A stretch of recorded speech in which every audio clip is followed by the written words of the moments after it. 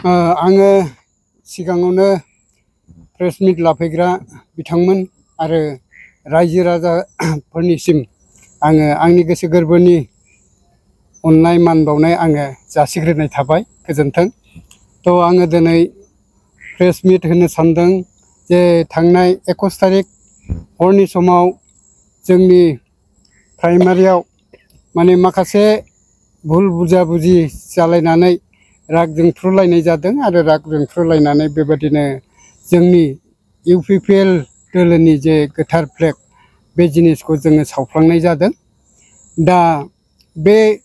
सावफ्लांनायाव जोङो दा साननो हाबाय माने जोंहा गेदेर गोरोन्थि जाबाय। बेनिखायनो बे गोरोन्थिनि थाखाय आङो क्षमा बिनो सानदों जे गोजौ महलाव जोंहा UPPL दोलोनिफ्राय BTR निफ्राय मानगोनां श्रीजुत प्रमद बर' सार आरो बिनि गाहायाव जेसेबां मावथि फारियाफोर दङ जोंहा जोंनि UPPL खौ माने दाखांबोनायनिफ्राय लानानै मावथि फारिया साफ्रोमबोनिसिम आरो रायजो राजाफोरनिसिम जोङो गोरोन्थि जाबाय हिसाबै जोङो क्षमा बिदों। जाहाथे नोंथांमोनहा क्षमा होयो आरो उन फिरियाव जोङो सिगां जेरैबायदि जोंनि वेस्ट मालिगाव प्राइमारिखौ जोङो एखेबारे गोबां सेस्था खालामनायनि गेजेरजों जोङो दाखांबोदों आरो रायजो राजाफोरखौ भट होबोदों। फैगौ जोंहा मानगोनां रबिराम ब्रह्म सारनि केन्डिडेट हिसाबै गसंनानै फैनाय जि भट बहायबो जोङो बिथांखौनो जै जै मै मै खालामनो थाखाय जोङो प्रस्तुतआव दं, रेडियाव दं, थाम थिमाव दङ। जोङो हागौमानि सेस्था खालामनानै मावलांगोन आरो रायजो राजाफोरखौ खौसे खालामनानै सारखौनो जोङो देरहाहोगोन आरो सारखौ जोङो बावैसो उनावनो जोङो मान बावनायजों लोगोसे सारखौ जोङो खावलायनानै लाबोनानै जोङो जोंनि प्राइमारियाव जोङो सारजोंबो माने आखाइ हमलायनानै बेबादिनो क्षमा बिगोन। आं बेखौ मिजिंथिनानै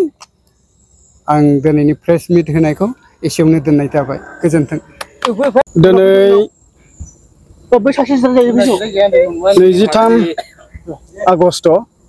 2025 बेलासि समाव जोङो वेस्ट मालिगाव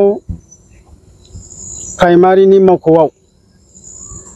जोङो प्रेस मिट लानो थाखाय जोङो ज' जिरायनाय जादों आरो बे प्रेस मिट लानायाव जोंनि प्राइमारिनि मानगोनां भाइस प्रेसिडेन्ट दङ आरो लोगोसे जोंनि प्राइमारिनि एसिस्टेन्ट सेक्रेटारि आरो जोंनि गोबां मावथिफोर दङ। दा जोङो प्रेस मिट खालायनायनि गुबै थांखियानो जाहैबाय जे थांनाय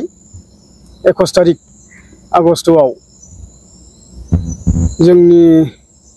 UPPL राजनिति हान्जानि जे फार्स्ट लिस्ट केन्डिडेट बिनि मुं फारिलाइखौ 21 तारिख आगस्ट खालि फोसावनाय जादोंमोन आरो बे फोसावनायाव जोंनि 9 नं बनरगाव कनस्टिटुएन्सियाबो फार्स्ट लिस्टआव ओंखारनाय जादोंमोन। दा बे लिस्ट ओंखारनायनि एसे उनावहाय 9 नं बनरगाव कनस्टिटुएन्सिनि सिङाव थानाय वेस्ट मालिगाव प्राइमारियाव मोनसे हरखाबै इमसनेलि जानानै जोंनि UPPL नि फ्लेगखौ आनफर्चुनेटलि जोंनि UPPL वेस्ट मालिगाव प्राइमारिनि गासै मावथि फारियाफ्रा हताश जानानै गोसोआव जि जिनिसखौ सानफेरामोन बेखौ सानफ्लांनानै जोङो सावफ्लांनाय जादोंमोन आरो बे सावफ्लांनायखौनो दिनै जोङो मानगोनां BTR नि CM प्रमद बर' सारनिसिम गोसो गुरैयै आङो प्राइमारिनि गाहाय नेहाथारि जानानै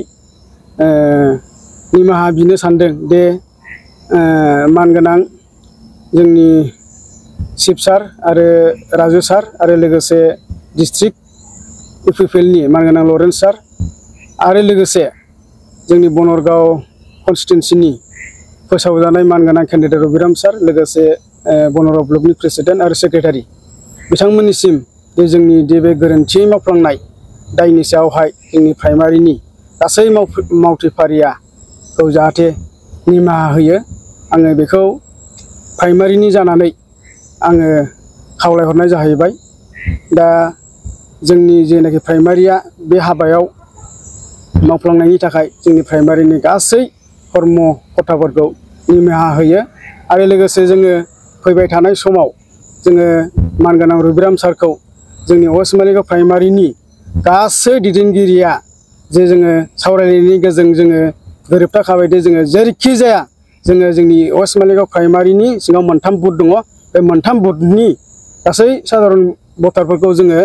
खौसेयै जोङो गोरोबलायनानै खामानि मावनानै जोंनि वेस्ट मालिगावनि 3 बुथआव जोङो मोजाङै जोङो देरहाहोनायनि खामानिखौ जोङो मावनाय जागोन। गोजोन्थों।